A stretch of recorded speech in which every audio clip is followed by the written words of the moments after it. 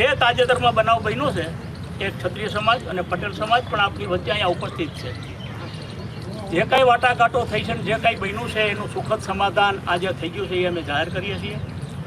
ખાસ કરીને તમે જોવો છો કે વાતમાં આમ કુંડાળા ફેરવીને જયરાજસિંહ ઉપર તીર ટાંકવું, પ્રશ્નોને કાંઈ લેવા દેવા નથી. જયરાજસિંહનો પરિવાર કોઈ પ્રશ્નમાં જાણતો નથી.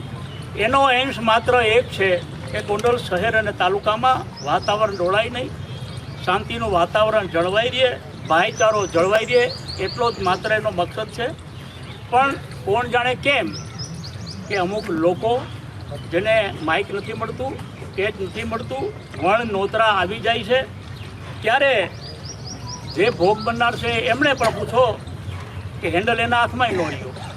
કોણ સભામાં મિટિંગમાં હાજર આવીને કોણ શબ્દનો પ્રયોગ ક્યારે શું કરવાના છે, જેને કારણે આ તાલુકાનું વાતાવરણ ડોળાયું છે. અને 100% હું આજે તમને કહું છું કે એના ધ્યાનમાં આવે તો જેલ છે બંને પક્ષોને બોલાવીને અને સમાધાન કર્યું છે અને આપણે સૌ સાથ